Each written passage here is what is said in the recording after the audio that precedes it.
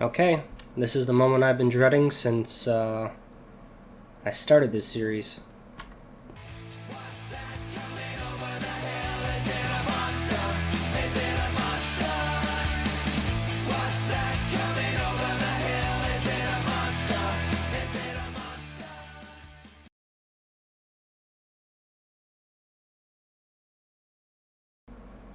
Hello Internet, welcome back to the Digital Age Monster Club. My name is Mark and this is Minecraft Monday. And, yeah, my intro kind of says it all, but the Wither is... I actually watched a Watch Mojo video, but it said one of the toughest bosses in easy games. And, yeah, the Wither rates amongst that. I've been gaming for the better part of 20 plus years, and the Wither is definitely up there in hardest bosses I've ever faced.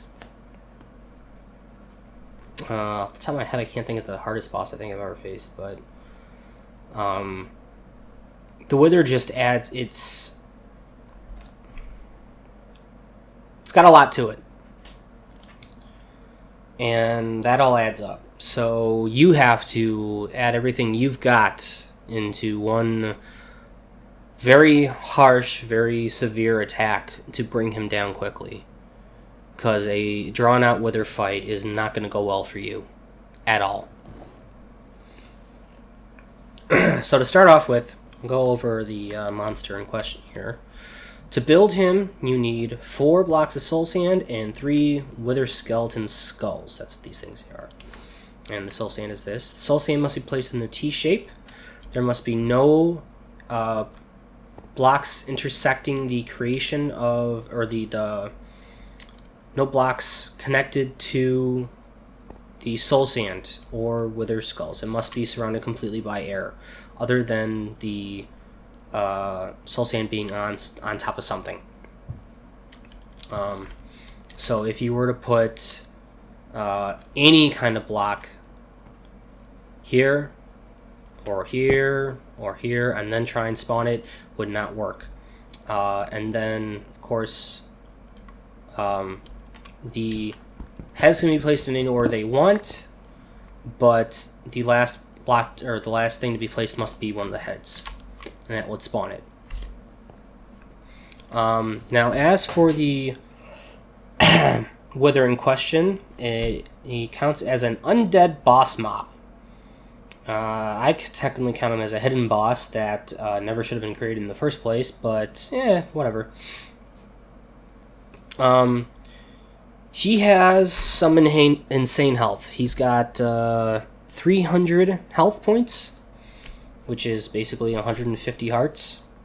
It's a lot to him. And the big reason for his existence is that when he dies, he drops a nether star, which is the primary crafting ingredient for beacons, which are their own thing. His behavior is that he will...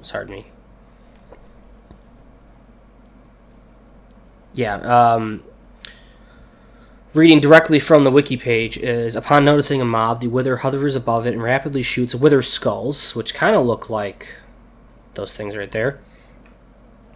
Each head fires independently, allowing a Wither to attack up to 3 different mobs/players at the same time. Main head controls the Wither's movement and has a 0.1% chance to shoot a blue Wither skull instead of the default black one. I'll talk about the difference between the two skulls in a second.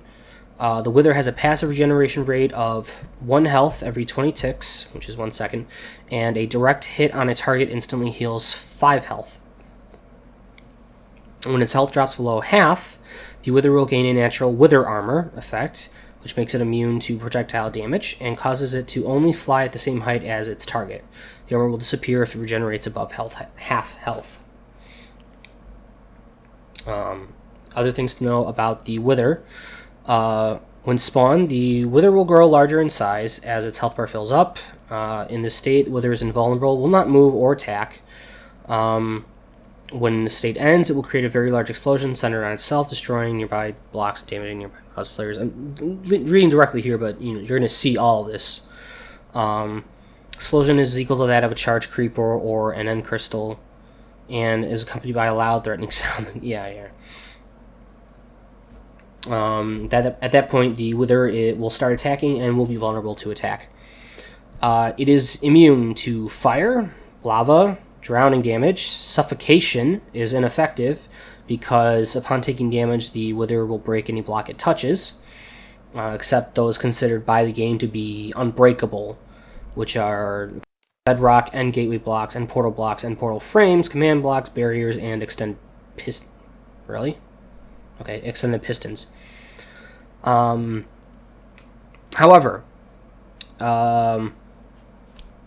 it counts as an undead mob, so you can get extra damage on it. And yeah, I'll go over that in a moment here. And as for the Wither Skulls, the two types, the regular black and the blue.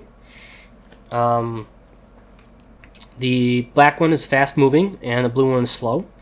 Black Wither Skulls explode with a blast radius of 1, same as a gas fireball. Cannot break blocks with a blast resistance above 20. So the black skulls can't break obsidian. Blue Wither Skull has the same explosion strength, but moves slower and treats most blocks as having a blast resistance of no more than 4, making it more destructive to the terrain. Yeah, the blue skull will wreck any kind of defensive perimeter that you set. Both skulls will make fighting in open terrain a nightmare because you'll probably have to dig or build your way out of a hole that you're getting shot into. And it's why I personally consider this one of the hardest bosses ever, because that you have a boss whose main form of attack is an explosive attack that's reducing your fighting capability by making you have to climb the environment already, which is hugely debilitating. If either type of Wither Skull hits a player or mob, it inflicts the Wither effect, which turns your hearts black and drains your health. And this can be cured by drinking milk or using the Totem of Undying. And you're going to see all this in the fight itself, but like I said, the big problem with the Wither is that his explosive attack basically, and his ability to fly around, allows him to basically not run away from the fight, but if you get slowed down, he can take an interest in something else and get even farther away from the area you're trying to deal with him in, which takes the environment out of your control and puts it into the game's control. And if you haven't lit up the area or cleared out enough space, your fight's not going to go well. I've seen fights against the Wither Skull that have gone over mountains, across water. You need to just stop and reset. It's not good. Other than that, when the Wither dies, apart from dropping the Nether Star, it also drops 50 experience points, which is pretty good for a mob. Not a great thing to grind. This is not a fight you ever want to repeat more than a few times because it's just so hectic. As for what you need to take it on solo, luck, a little bit of luck is a good thing. Great familiarity with your scroll bar. If you have a game mouse that has buttons attached to it, or if you're good with mouse and keyboard, and your keyboard you can switch between the numbers above the letters. Get good at that, because you want to be able to switch from sword to bow to instant healing potions to golden apples pretty quickly. My recommendations for the Wither Skull, or the Wither. If at all possible, fight in a group. I cannot recommend that enough. If possible, fight with friends or other players that are looking to do it, whether for the advancement on PC or the achievement on Xbox. It takes all the focus of the heads away from you, and gives it a chance to spread the damage out amongst others, so that you're not going to just lose all your health in a couple seconds. It will take time. Secondly, if you're not doing this with diamond armor, you are wasting your time. If you are not using enchantments, you are wasting your time. If you're not using potions, you are wasting your time. Because this is not a fight that you can't prepare for, or you can just walk into. You have to prepare for this. You absolutely want to create a save file, a backup save file. On PC, go to your .minecraft roaming folder, whatever it is. You can look it up on the website on how to get to it. On console, manually create a second save. Copy the world.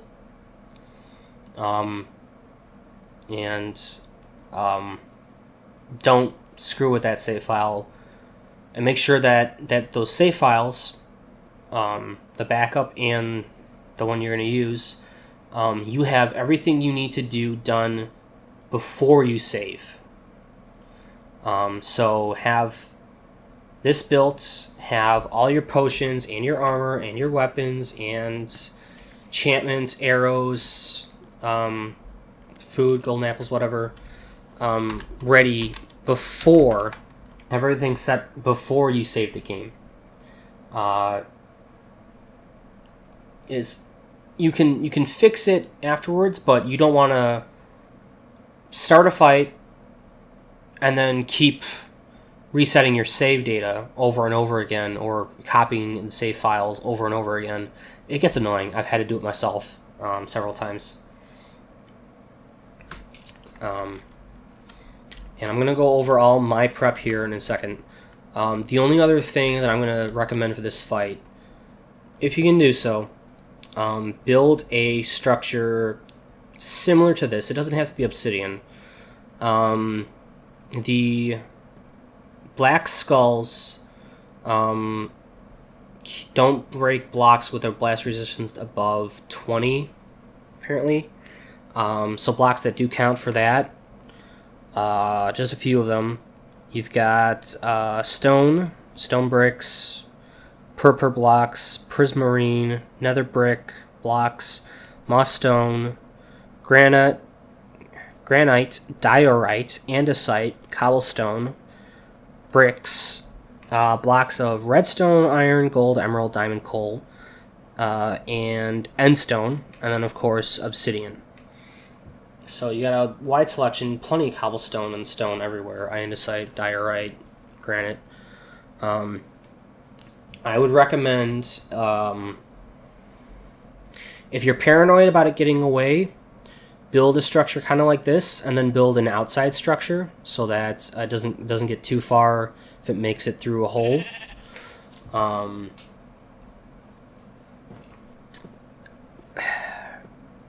It doesn't need to be that much longer or wider than this, because you want it to stay close. And with the Potion of the Turtle Master, you don't really want to, you're going to have your speed reduced, so you don't want to go chasing it down anyways. Now, as for the setup,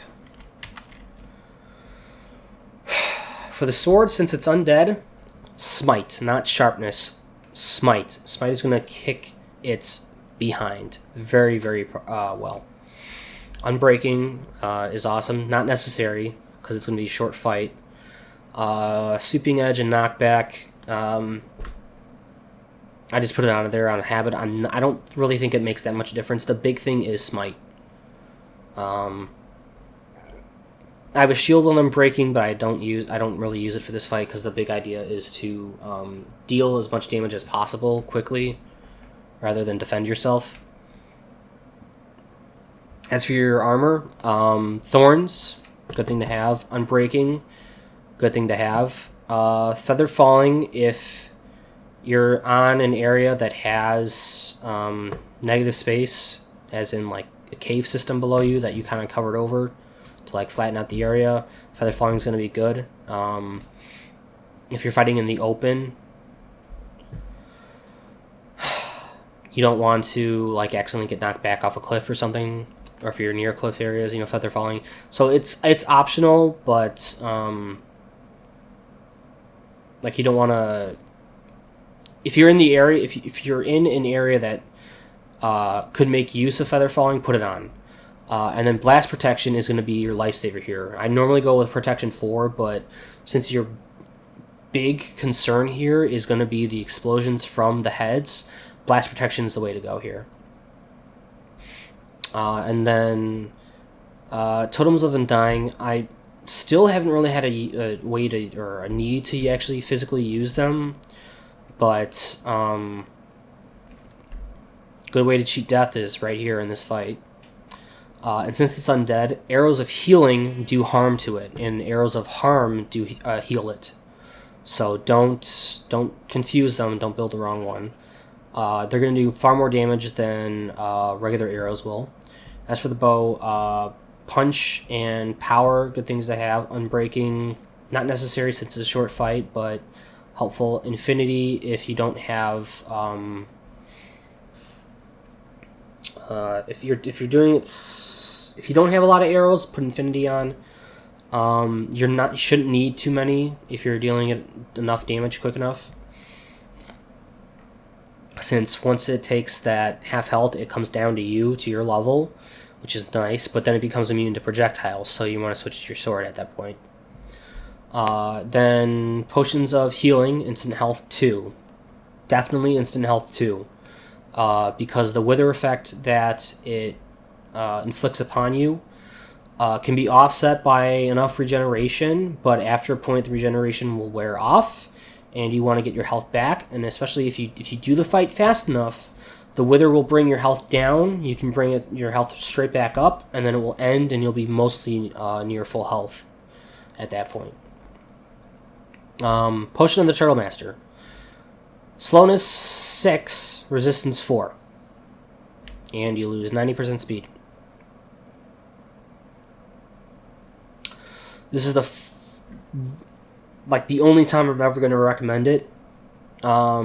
Because once that fight starts, you're not really going to want to go anywhere anyways. You don't want this fight to go over a large area. It's not the Ender Dragon fight. It's not a Ocean Temple, a Wood Mansion, nothing like that. You want this thing as much in your control as possible. When shooting with your bow, you don't get to move much anyways, and once it's down on the ground, you wouldn't want to move much anyways. So Potion of the Turtle Master is going to be what you want, honestly. So that's highly recommended here. Potion Regeneration 2,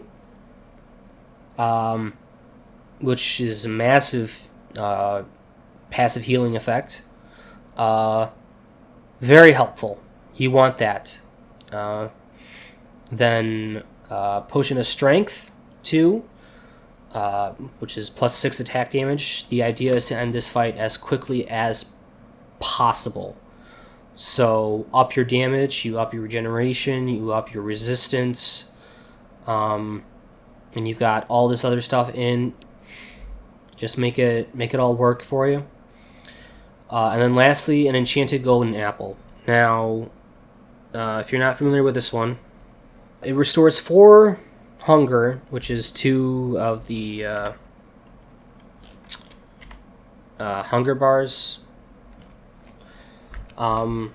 It gives you regeneration 2, which is the same as the potion, and that lasts for 20 seconds. Gives you fire resistance and resistance for 5 minutes. So fire resistance is not going to do you much good, but resistance will definitely help. Because like pushing the Turtle Master, just going to reduce all damage. And then it also has Absorption 4, which lasts 2 minutes. Okay, I'm reading the Mookie, it doesn't make sense. It literally just says that it absorbs damage, so it helps to negate most of the damage that's coming in anyways.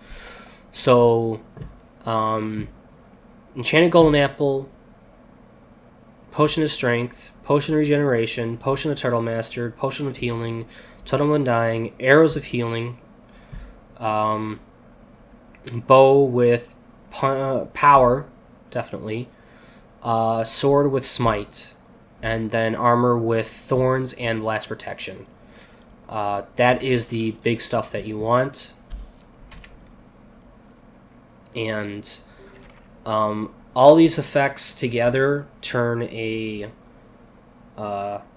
super difficult boss into a very annoying but quickly defeatable opponent. So all this together, just bunker down, grind it out. It's going to be long. It's going to take a while. If you do a backup save file and you get your reaction to damage and effects, healing when you need to, it can actually be very quickly done and less of a hassle than it needs to be. So now I'm gonna do my fight with the Wither. So here we go. Okay, so place the head, and the Wither starts growing. He's invulnerable, so take this time to eat your apple, drink your potions. Do it as soon as you are physically able. And you're gonna run up to the Wither and hit him with your sword as much as you can while he's in your confined area here. Unless he's running away, then you need to use the arrow. So right here he does, so I switched my arrows, and I just start shooting him. Right here is his armor, you can see that little gold thing. Comes down to your level, so you switch back to your sword, and you just wail into him. So you can, as you can see, my health has gotten low, so I just switched to my potion of instant health. Drink that, brings my health back up, drink another one. Effects over, battle's over. And that's it. I still got all this time left on all my effects, but the fight's over. And I had to record this commentary after the fight because that fight is too intense to commentate and play at the same time. So as you notice, the building was destroyed a bit because of the blue skull heads, and just some leftover stuff. So I didn't get to use my Totems of Undying. I realized I hadn't even used my Turtle Potion, Turtle Master Potions. But I only used 2 arrows and barely got any durability off my sword, but my armor did take a beating somewhat. But if you can make it go that fast, you are a god. And that's pretty much it. Anyways, that is it for this video. So hopefully this makes it easier on you if you're doing it solo. Once again, if possible, do with other people. It's definitely it really is one of the hardest bosses I've ever faced in all my years of gaming. So take every advantage you can get your hand on. So thank you for joining me for this video. Hope you found it informative. And I hope you come back for more videos. But until that happens, take care.